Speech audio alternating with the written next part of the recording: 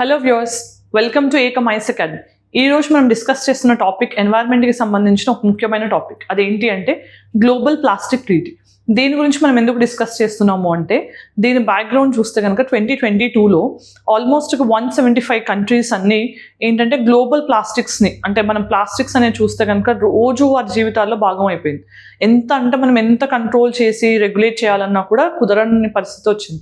ఇలా plastic pollution పెరగడం వల్ల ఏమవుతుంది, అన్ని ఎకోసిస్టమ్స్ అనేవి ఇంపాక్ట్ అవుతున్నాయి. మరి వీటిని ఆపాలి అన్నప్పుడు ఖచ్చితంగా కొన్ని మెజర్స్ అవసరం అనేది గుర్తించి గ్లోబల్గా చూస్తే కనుక మనకు ఒక్క ఎన్వైర్మెంటల్ కన్వెన్షన్ కూడా ప్లాస్టిక్స్ని ఎక్స్క్లూజివ్గా డీల్ చేస్తూ ఒక కన్వెన్షన్ కూడా లేదు.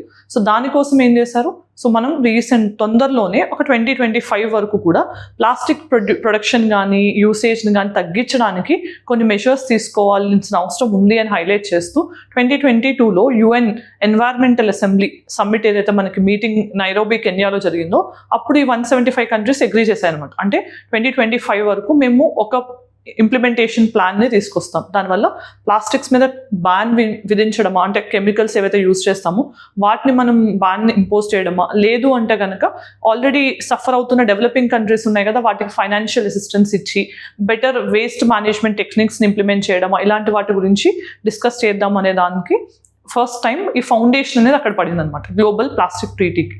సో దాని గురించి ఈ వీడియోలో డిస్కస్ చేయబోతున్నాం. సో ఫస్ట్ వీడియో కాంపోనెంట్స్ చూద్దాం.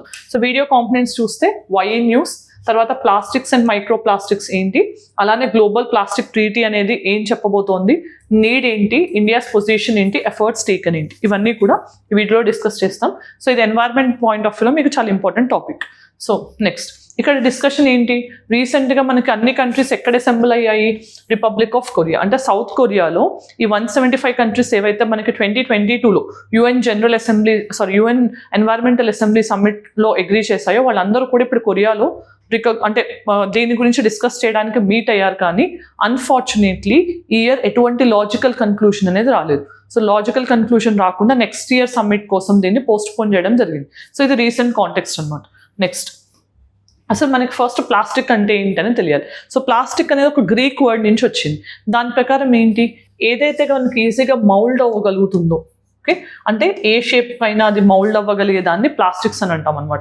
మరి ప్లాస్టిక్స్ అనేవి మనకి దేని నుంచి తయారు చేస్తారు, మోనోమర్స్ అనేవి ఉంటాయి. సో ఈ మోనోమర్స్ అనేవి ఒక లాంగ్ చైన్ రియాక్షన్ ఫామ్ అవుతాయి. లాంగ్ చైన్ రియాక్షన్ ద్వారా మనకి పాలిమర్స్గా ఫామ్ అవుతాయి అనమాట, పాలిమర్స్. ఓకే, సో ఈ పాలిమర్స్ అనేవి జనరల్గా మన ప్లాస్టిక్స్లో బేసిక్ ఫండమెంటల్స్ అని చెప్పొచ్చు. ఇవి జనరల్గా దేంతో తయారు చేస్తారు, ఫాసిల్ ఫ్యూయల్స్తో చేస్తారు. సో ఈ ఫాసిల్ ఫ్యూయల్స్ వల్ల చేయడం వల్ల ఏమవుతుంది, దీని నుంచి మనకి గ్రీన్ హౌస్ గ్యాస్ ఎమిషన్స్ అనేవి రిలీజ్ అవుతుంది. సో అందుకని ఇవి ఎన్వైర్మెంటల్లీ సేఫ్ కాదు. సో అందుకని డిగ్రేడ్ అవ్వాలి అని అంటే కనుక చాలా టైం పడుతుంది ప్లాస్టిక్స్ అనేవి. సో ఇలా ప్లాస్టిక్స్ అనేవి చాలా చాలా పెద్ద ప్రాబ్లం అవుతుంది మొత్తం ఎంటైర్ ఎర్త్కి. సో ఇప్పుడు ఫస్ట్ మనం ప్లాస్టిక్స్ అనేవి ఎలా జనరల్గా ఎమిట్ అవుతాయో చూద్దాం, రైట్. సో ఇక్కడ మనకి చూస్తే ఇక్కడ ఫ్రాగ్మెంటేషన్. సో ఎప్పుడైతే మనకు వాటర్ బాటిల్స్ కానీ ప్లాస్టిక్ డెబ్రిస్ కానీ సో వాటర్లో కానీ ఎర్త్లో కానీ ఉంటే కొంచెం కొంచెం బిట్స్ అండ్ పీసెస్గా కట్ అవుతూ ఉండి అవి మైక్రో ప్లాస్టిక్స్, అంటే చిన్న చిన్న పీసెస్ అనమాట.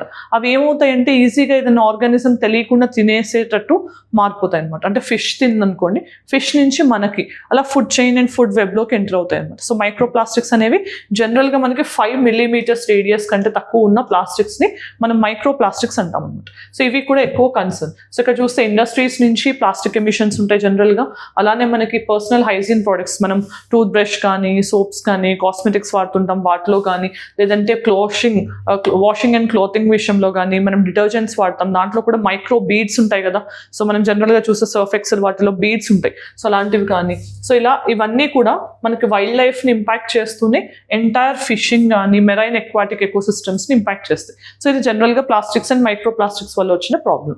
మరి ప్లాస్టిక్స్లోని ఒక మెయిన్ టైప్ అయిన మైక్రో ప్లాస్టిక్స్ వల్ల వచ్చే ప్రాబ్లం ఏంటి అంటే, సో ఫస్ట్ మైక్రో ప్లాస్టిక్స్ అంటే ఏంటి, 5 millimeters అంటే డయామీటర్ కంటే తక్కువ ఉన్న వాటిని మనం మైక్రో ప్లాస్టిక్స్ అంటాం.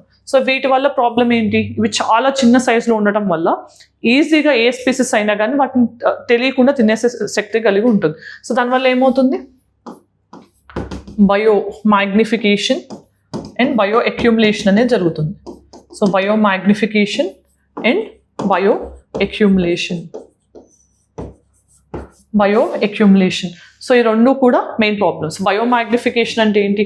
ఒక పర్టికులర్ ఆర్గానిజం ఆర్ స్పీసెస్ నుంచి ఇంకొక ఆర్గానిజంకి కనుక ఫుడ్ చైన్ ద్వారా స్ప్రెడ్ అయితే దాన్ని మనం బయోమాగ్నిఫికేషన్ అంటాం, ఏదైతే పొల్యూటెంట్ ఉందో అది. ఆర్ బయో అక్యుములేషన్ అంటే ఏంటి? ఒక ఆర్గానిజం ఆర్ ఒక స్పీసెస్ దగ్గరే అది ఆగిపోయింది అనుకోండి, దాన్ని అప్పుడు మనం బయో అక్యుములేషన్ అంటాం. సో ఇలా మనకి మైక్రో ప్లాస్టిక్స్ వల్ల ఇటువంటి ప్రాబ్లమ్స్ వస్తున్నాయి. సో ఇక్కడ మైక్రో బీడ్స్ అన్నా మైక్రో ప్లాస్టిక్స్ అన్నా మనం ఒకటిగానే అర్థం చేసుకోవాలి, రైట్? సో దెన్ మరి గ్లోబల్ ప్లాస్టిక్ ట్రీటీ అనేది ఏంటి అని అంటే, బ్యాక్గ్రౌండ్ మనం చూసాం ఆల్రెడీ.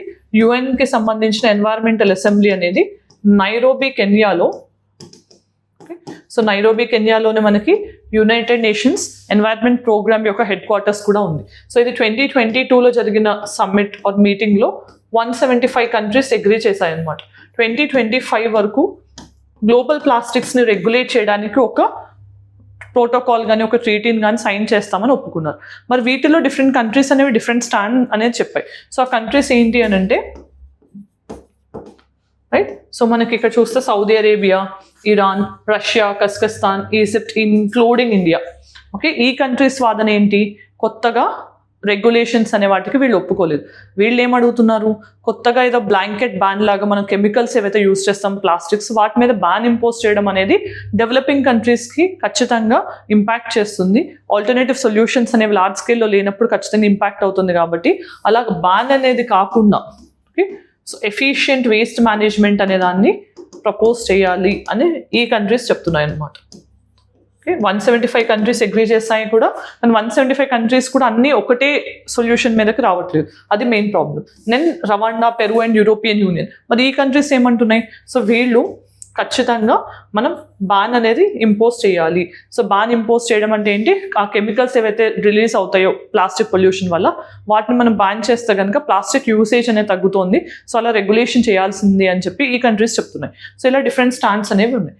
మరి ఇక్కడ నీడ్ ఫర్ ద ట్రీటీ ఏంటి అని చూస్తే కనుక, అసలు మొత్తం గ్లోబల్ లెవెల్లో ప్లాస్టిక్ ప్రొడక్షన్ అనేది ఎంత జరుగుతోంది, ఎంత రీసైక్లింగ్ జరుగుతుందనే డేటా మనకు అవసరం. సో మనకి ఇంతకు ముందు 2000 టైంలో almost 230 million tons of plastic అనేది గ్లోబల్గా జనరేట్ అయ్యేది. కానీ ఇప్పుడు అది ఎంత ఉంది అని అంటే 500 మిలియన్ టన్స్కి చేరుకుంది గ్లోబల్గా, వరల్డ్ వైడ్. ఓకే, సో ఇది 2040కి 700 మిలియన్ టన్స్ అవుతుంది అని కూడా ఒక ఎస్టిమేషన్ చెప్తోంది. అంటే డైలీ కూడా ప్లాస్టిక్ యూసేజ్ అనేది పెరుగుతోంది తప్పించి తగ్గట్లేదు. స్కై రాకెటింగ్ అంటే పెరుగుతోంది అని అర్థం. మరి ఇంత ప్లాస్టిక్ పొల్యూషన్ పెరుగుతోంది కదా, మనం ఎంత వేస్ట్ మేనేజ్మెంట్ చేయగలుగుతున్నాము అంటే ఓన్లీ దీంట్లో 10% కంటే తక్కువ మాత్రమే రీసైక్లింగ్ చేయగలుగుతున్నాం. అంటే వేస్ట్ కలెక్ట్ చేసిన దాన్ని రీసైకిల్ చేయడం, ప్రాసెసింగ్ చేయడం అనేది చాలా డిఫికల్ట్ టాస్క్. అంటే ఈ ప్లాస్టిక్ ఏదైతే మొత్తం ప్రొడ్యూస్ అవుతుందో అదంతా కూడా డిస్కార్డ్ అయిపోతుంది. దాన్ని మనం రీసైకిల్ చేయలేకపోతున్నాం. అలాంటప్పుడు ఏమవుతుంది? మనకి గ్రేట్ పెసిఫిక్ గార్బేజ్ ప్యాచ్ ఏదైతే మనకి పెసిఫిక్లో ఉందో అలాంటివి ఫామ్ అవుతాయి. దానివల్ల ఎక్వాటిక్ ఎకోసిస్టమ్తో పాటు మొత్తం సాయిల్ కానీ వాటర్ బాడీస్ కానీ అన్ని పొల్యూట్ అయ్యే ఛాన్స్ ఉంది. Then slow decomposition. జనరల్గా ప్లాస్టిక్స్ అనేవి fossil fuels, polymers, long chain రియాక్షన్స్తో ఫామ్ అవుతాయి కాబట్టి జనరల్గా అవి 20 to 500 years వరకు అలానే ఉంటాయి. సో అంత టైం పడుతుంది డికంపోజ్ అవ్వాలి అని అంటే, ఫ్రాగ్మెంట్స్గా డికంపోజ్ అవ్వాలంటే 20 to 500 years ఆఫ్ టైం కూడా పడుతుంది. సో స్లోగా డిగ్రేడ్ అవ్వడం కూడా ఎన్వైర్న్మెంట్కి హార్మ్ చేస్తుంది.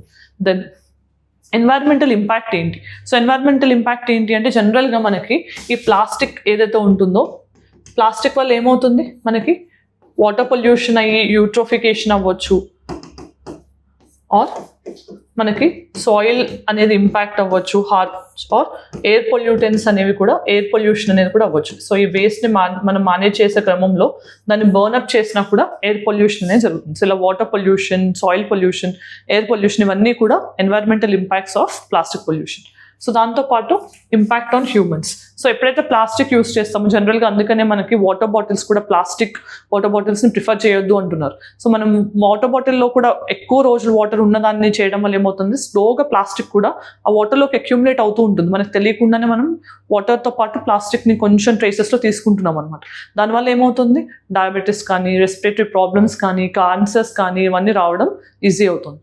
నెక్స్ట్ క్లైమేట్ ఇంపాక్ట్ ఏంటి? సో ప్లాస్టిక్ వేస్ట్ అనేది డే బై డే పెరుగుతూ ఉంది అని అంటే ఏంటంటే వాటర్ బాడీస్ అన్ని క్లాగ్ అవుతాయి, దానివల్ల మెరైన్ ఆర్గానిజమ్స్ అనేవి చనిపోతూ ఉంటాయి. దానివల్ల ఏమవుతుంది, ఆక్సిజన్ డికంపోజిషన్కి రిక్వైర్మెంట్ కంటే ఎక్కువ తీసుకుంటాయి కాబట్టి డికంపోజెస్ అనేది ఆక్సిజన్ అవైలబిలిటీ తగ్గుతుంది, దానివల్ల ఆల్గల్ బ్లూమ్ అవుతుంది. సో డెడ్ బాడీస్ అంటే ఓషన్స్ అనేవి డెడ్ బాడీస్ డెడ్ సింక్స్గా ఫామ్ అవుతాయి అనమాట. కార్బన్ అనేది ఎక్కువగా క్యాప్చర్ అవ్వకుండా ఎక్కువ కార్బన్ అట్మాస్ఫియర్లోకి రిలీజ్ అవుతుంది. ఇవన్నీ కూడా క్లైమేట్ చేంజ్ని ఇంకా ఇంక్రీజ్ చేసే ఛాన్సెస్ ఉన్నాయి, రైట్? దెన్ మరి ఇక్కడ ఇండియాస్ పొజిషన్ ఏంటి? సో ఇండియా అనేది క్లైమేట్ గ్లోబల్గా ఒక ప్లాస్టిక్ ట్రీటీని వెల్కమ్ చేయట్లేదు అని చెప్పలేదు, కానీ ఇక్కడ మెయిన్గా ఇండియా ఏం కోరుకుంటుంది అని అంటే కెమికల్స్ ఏవైతే మనం యూజ్ చేస్తామో ప్లాస్టిక్ ప్రొడక్షన్లో వాటి మీద బ్యాన్ చేయకుండా వేస్ట్ మేనేజ్మెంట్ ఏదైతే ఉందో దాన్ని ఇంకొంచెం ఎఫిషియెంట్గా మార్చడానికి కావాల్సిన ఫైనాన్షియల్ మెకానిజం అనేది డెవలపింగ్ కంట్రీస్కి ఇస్తే కనుక అది ఖచ్చితంగా హెల్ప్ అవుతుంది అనేది ఇండియాస్ యొక్క ఎఫర్ట్ అనమాట. ఇండియా యొక్క రోల్ ఆర్ పొజిషన్ చెప్పొచ్చు. అంటే వేస్ట్ మేనేజ్మెంట్ మనం కంప్లీట్గా బ్యాన్ అనేది, ఎందుకంటే ఇప్పుడు వేస్ట్ మేనేజ్మెంట్ కానీ ప్లాస్టిక్స్ కానీ మనకి ప్లాస్టిక్స్ అనేవి చాలా చాలా ఎంత పాపులర్ అయిపోయాయంటే ఎక్కడికి వెళ్ళినా ప్లాస్టిక్ లేకుండా మనం ఏది క్యారీ చేయలేకపోతున్నాం. అలాంటప్పుడు ఆ స్కేల్లో ఆల్టర్నేటివ్స్ అనేవి డెవలప్ అవ్వకుండానే మనం ప్లాస్టిక్ మీద కంప్లీట్ బ్యాన్ కానీ ఆ కెమికల్స్ మీద బ్యాన్ ఇంపోజ్ చేస్తే డెవలపింగ్ కంట్రీస్తో ప్రొడక్షన్ కానీ ఆ ప్రాసెస్ అంతా డిస్టర్బ్ అవుతుంది. అందుకని ఇండియా ఏం చెప్తుంది, బ్యాన్ కంటే సాలిడ్ వేస్ట్ మేనేజ్మెంట్ లానే ఎఫిషియెంట్గా ప్లాస్టిక్ వేస్ట్ మేనేజ్మెంట్ చేయడానికి కావాల్సిన ఫైనాన్షియల్ అసిస్టెన్స్, టెక్నికల్ అసిస్టెన్స్ కనుక డెవలపింగ్ కంట్రీస్కి ఇస్తే అది హెల్ప్ అవుతుంది అని చెప్పి ఇండియా లాంటి కంట్రీస్ ఎక్స్పెక్ట్ చేస్తున్నాయి. దెన్ మరి ఇక్కడ ఇండియా అనేది ప్లాస్టిక్ పొల్యూషన్లో ఎలాంటి రోల్ ప్లే చేస్తుంది అని అంటే ఇండియా వరల్డ్లో ఉన్న అంటే ఇప్పుడు మనం ఇందాక చూసాం కదా 500 మిలియన్స్ ఆఫ్ ప్లాస్టిక్ పొల్యూషన్ అనేది ప్లాస్టిక్ ప్రొడక్షన్ అనేది జరుగుతుంది గ్లోబల్, కానీ దాంట్లో 9.3 మిలియన్ అనేది ఇండియా నుంచి ప్రొడ్యూస్ అవుతుంది. అంటే టోటల్ ప్లాస్టిక్ ప్రొడక్షన్లో గ్లోబల్గా 20% ఇండియా నుంచి ప్రొడ్యూస్ అవుతుంది. సో ఇది హైయెస్ట్ అంటే largest plastic producer or emitter కూడా ఇండియా ఉంది. సో ఇలాంటివన్నీ ఇండియా అనేది ఎక్కువ ఎఫర్ట్స్ తీసుకోవాలి అని చెప్పి హైలైట్ చేస్తున్న విషయాలు. సో ప్లాస్టిక్ వేస్ట్ అనేది చూసాం మనం. ఇప్పుడు ఇండియా ఎలాంటి ఎఫర్ట్స్ తీసుకుంటుందనే చూస్తే కనుక ఆల్రెడీ మనకి 2022 ఎన్వైర్మెంటల్ డే సందర్భంగా మనం ఇప్పుడు బీట్ ద ప్లాస్టిక్ పొల్యూషన్ అనే థీమ్ని అడాప్ట్ చేసుకున్నాం. ఆ పర్టికులర్ ఇయర్లోనే మన ప్రైమ్ మినిస్టర్ గారు జూలై ఎండింగ్ వరకు మనం ఆగస్ట్ 1 కల్లా మనం ఏం అచీవ్ చేయాలనుకున్నాం, 75 years ఆఫ్ ఇండిపెండెన్స్తో పాటు మనం సింగిల్ యూస్ ప్లాస్టిక్స్ అంటే ఏవైతే ఒకసారి యూస్ చేసి డిస్కార్డ్ చేస్తామో అలాంటి వాటి మీద కంప్లీట్ బ్యాన్ ఇంపోజ్ చేయాలనే ఒక టార్గెట్ పెట్టుకున్నాం. కానీ అది అమల్లోకి వచ్చేసరికి అంత ఎఫెక్టివ్గా లేదు. సో మనం ఎక్కడ చూసినా ప్లాస్టిక్స్ని ఈజీగా చూస్తున్నాము అంటే ఈ బ్యాన్ అనేది ఎఫెక్టివ్గా ఇంప్లిమెంట్ అవ్వట్లేదు అనేది అర్థమవుతుంది. దెన్ ఎక్స్టెండెడ్ ప్రొడ్యూసర్ రెస్పాన్సిబిలిటీ, ఇది వేస్ట్ మేనేజ్మెంట్లో చాలా ఇంపార్టెంట్ ప్రిన్సిపల్. దీన్ని ఎలా అర్థం చేసుకోవాలి మనం, సాలిడ్ వేస్ట్ అయినా కానీ ప్లాస్టిక్ వేస్ట్ అయినా కానీ ఎవరైతే ప్రొడ్యూస్ చేస్తారో వాళ్ళే కలెక్ట్ చేయాల్సిన రెస్పాన్సిబిలిటీని కలిగి ఉంటారు అని చెప్పే ప్రిన్సిపల్ ఎక్స్టెండెడ్ ప్రొడ్యూసర్ రెస్పాన్సిబిలిటీ. అంటే ఫర్ ఎగ్జాంపుల్ మనం ఒక వాటర్ బాటిల్ తాగినప్పుడు దాన్ని ఎవరు రీసైకిల్ చేయాలి, ఎవరైతే ప్రొడ్యూస్ చేస్తున్నారో వాళ్ళే ఎఫర్ట్స్ పెట్టుకుని దాన్ని రీసైకిల్ చేయడం వల్ల వాళ్ళ కాస్ట్ తగ్గుతుంది, అలానే ఎన్వైర్మెంటల్ బర్డెన్ కూడా తగ్గుతుంది. సో అలాంటి కాన్సెప్టే ఈ ఎక్స్టెండెడ్ ప్రొడ్యూసర్ రెస్పాన్సిబిలిటీ. సో దీన్ని మనం ప్లాస్టిక్ వేస్ట్ మేనేజ్మెంట్ రూల్స్ ఏవైతే 2016లో తీసుకొచ్చామో దాంట్లో కూడా ఇంప్లిమెంట్ చేస్తున్నాం. మరి ఇక్కడ ప్లాస్టిక్ వేస్ట్ మేనేజ్మెంట్ రూల్స్ ఏం చెప్తున్నాయి అంటే, సో ఇప్పుడు ఇంతకు ముందు వరకు మనకి ప్లాస్టిక్ వేస్ట్ అనేది ఓన్లీ అర్బన్ ఏరియాస్లో ఉండేది, కానీ ఇప్పుడు అది రూరల్ ఏరియాస్కి కూడా పెనిట్రేట్ అయిపోయింది. కాబట్టి మనం రూరల్ ఏరియాస్లో కూడా ఇంకా స్ట్రింజెంట్గా ప్లాస్టిక్ వేస్ట్ని కలెక్ట్ చేయడం కానీ దాన్ని ప్రాసెస్ చేయడానికి ఎఫర్ట్స్ తీసుకుంటూనే ఇంకా ఇలాంటి కాన్సెప్ట్స్ని ఇంప్లిమెంట్ చేస్తున్నాం. అలానే ప్లాస్టిక్ వేస్ట్ మేనేజ్మెంట్లో మనకు కావాల్సింది ఏంటి, 4R approach. So 4R approach ఏంటి, reduce, reuse, recycle. And plastic విషయానికి వచ్చేసరికి రెఫ్యూజ్ కూడా, అంటే ప్లాస్టిక్ని మనం రెఫ్యూజ్ చేస్తే దాని యూజ్ అనేది తగ్గుతూ ఉంటుంది. నెక్స్ట్ మరి ఇక్కడ plastic waste management amendment rules 2022 వచ్చాయి. సో దీంట్లో ఏం అమెండ్ చేశారు అని అంటే మనం ఏదైనా ప్లాస్టిక్ ప్రోడక్ట్ కొనేటప్పుడు దాని మీద ఖచ్చితంగా లేబులింగ్ చేయాలి. ఆ లేబులింగ్లో ఏముండాలి, అవి ఓన్లీ బయోడిగ్రేడబుల్ ప్లాస్టిక్స్ అయితేనే బయోడిగ్రేడబుల్ అని మెన్షన్ చేయాలి. అలా లేని వాటికి అన్నిటికీ మనం ఏంటంటే ఏం అర్థం చేసుకోవాలి, ఓన్లీ 1 time యూస్కి అది డిగ్రేడ్ అవ్వడానికి చాలా టైం పడుతుంది అని అర్థం చేసుకుని అలాంటి వాటి యూసేజ్ తగ్గించాలనే ఉద్దేశంతో 2022లో అమెండ్మెంట్ రూల్స్ పాస్ చేయడం జరిగింది. దాంతోపాటు India's plastic waste amendment rules 2024 కూడా మనం తీసుకురావడం జరిగింది. వీటిలో కూడా మన ఏవైతే రూల్స్ ఉన్నాయో వాటిని ఇంకా స్ట్రిక్ట్గా ఎన్ఫోర్స్ చేయడానికి, ప్రాపర్ రెగ్యులేటరీ మెకానిజంని తీసుకురావడానికి రూల్స్ అనేవి ఇంకా స్ట్రెంథెన్ చేయడం జరిగింది. సో ఇక్కడ నెక్స్ట్ స్వచ్ఛ భారత్ అభియాన్. సో మనకు తెలిసిందే స్వచ్ఛ భారత్ అభియాన్ మనం 2014లో ఇండియాని క్లీన్ అండ్ హైజీన్గా మార్చడానికి తీసుకొచ్చిన ఇనిషియేటివ్. సో దీంట్లో భాగంగా మనకి మెనీ కాంపోనెంట్స్ ఉన్నాయి. ఒకటేంటి, క్లెన్లీనెస్ని పెంచడానికి ఓకే అన్ని ప్రిమైసెస్ని క్లీన్గా ఉంచడంతో పాటు ODF అంటే ఓపెన్ డెఫికేషన్ ఫ్రీ ఇండియా అనేది చేయడంతో పాటు వేస్ట్ మేనేజ్మెంట్ కూడా చాలా ఇంపార్టెంట్ రోల్ ప్లే చేస్తుంది. క్లీన్గా ఉంచాలి అని అంటే మనకి ప్రాపర్ వేస్ట్ మేనేజ్మెంట్ కూడా అవసరం. సో ఈ వేస్ట్ మేనేజ్మెంట్లో మనకి ఈవెన్ ప్లాస్టిక్ వేస్ట్ కూడా వస్తుంది. అందుకని స్వచ్ఛ భారత్ అభియాన్ లాంటివి కూడా మనకి ప్లాస్టిక్ వేస్ట్ని తగ్గించడానికి హెల్ప్ చేస్తాయి. తర్వాత మనకి ప్లాస్టిక్ పార్క్స్. సో మనకి ఫుడ్ పార్క్స్ ఎలా ఉంటాయి అలానే మనకి ప్లాస్టిక్ పార్క్స్ని క్రియేట్ చేయడం వల్ల ఏంటంటే గవర్నమెంట్ దాని మీద ప్లాస్టిక్ని ఎలా డిగ్రేడ్ చేయాలి, లేకపోతే దాన్ని ఇంకా బెటర్గా ఎన్వైర్న్మెంట్ ఫ్రెండ్లీగా ఎలా డెవలప్ చేయాలనే దానికి రీసెర్చ్ ఇలాంటి ప్రమోట్ చేయడానికి ఆర్ ఇన్వెస్ట్మెంట్స్ని తీసుకోవడానికి ప్లాస్టిక్ పార్క్స్ అనేవి హెల్ప్ చేస్తాయి. Then beach cleanup drives. So జనరల్గా బీచెస్లో ఏమవుతుంది, డిస్కార్డెడ్ ప్లాస్టిక్స్ చాలా ఎక్కువగా ఉంటాయి. సో వాటి కోసం అని చెప్పి మనకి ఈ బీచ్ క్లీనప్ డ్రైవ్స్ అనేవి కూడా బీచ్ ఏరియాస్ ఆర్ కోస్టల్ ఏరియాస్లో స్టార్ట్ చేశారు. అలానే ఇండియా అనేది మోర్పోల్. సో ఇదేంటి, ప్లాస్టిక్ ఎస్పెషల్లీ షిప్ పొల్యూషన్ కానీ plastic pollution impact oceans and seas మీద ఏముంటుంది అనేది తగ్గించడానికి మనకి సైన్ చేసిన కన్వెన్షన్ మోర్పోల్ కన్వెన్షన్. దీనికి కూడా ఇండియా సిగ్నేటరీగా ఉండడం కూడా ఇండియాస్ కాంట్రిబ్యూషన్స్ టువర్డ్స్ ప్లాస్టిక్ అనే దాన్ని హైలైట్ చేస్తుంది.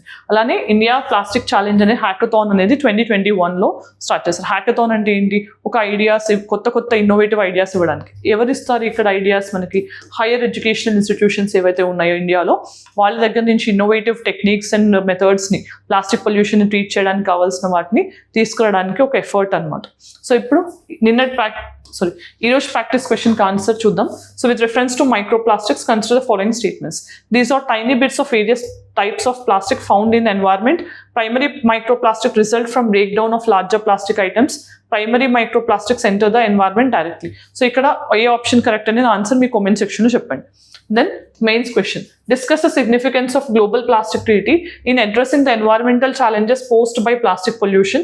Highlight India's role in policy measures in mitigating the adverse effects of plastic waste. So దీనికి ఆన్సర్ చేయడానికి ట్రై చేయండి. దెన్ ఈరోజు మనం ఈ వీడియోలో ఏం డిస్కస్ చేసాం, గ్లోబల్ ప్లాస్టిక్ ట్రీటీ అనేది ఇప్పుడు సైన్ చేయడానికి ఇయర్ పాసిబుల్ అవ్వలేదు. సో నెక్స్ట్ ఇయర్ మరి అది మనకి అమల్లోకి వస్తుందా, అన్ని కంట్రీస్ ఒకటే తాటి మీదకి వచ్చి గ్లోబల్ ప్లాస్టిక్ ట్రీటీ ఆవశ్యకతను గుర్తించి తీసుకొస్తారా లేదా అనేది మనం చూడాల్సి ఉంటుంది. సో ఈ కాంటెక్స్లో మనం గ్లోబల్ ప్లాస్టిక్ ట్రీటీకి బ్యాక్గ్రౌండ్ ఏంటి, ప్లాస్టిక్స్ ఏంటి, మైక్రోప్లాస్టిక్స్ ఏంటి, ఎన్వైర్మెంటల్లీ అవి ఎలా హార్మ్ఫుల్గా ఉంటున్నాయి, ఇండియా స్టాండ్ ఏంటి, ఇండియాస్ ఎఫర్ట్స్ ఏంటి, along with the practice questions ఈ వీడియోలో చూడటం జరిగింది. If you like the video and found informative, let me know in the comment section. Thanks for joining. See you again.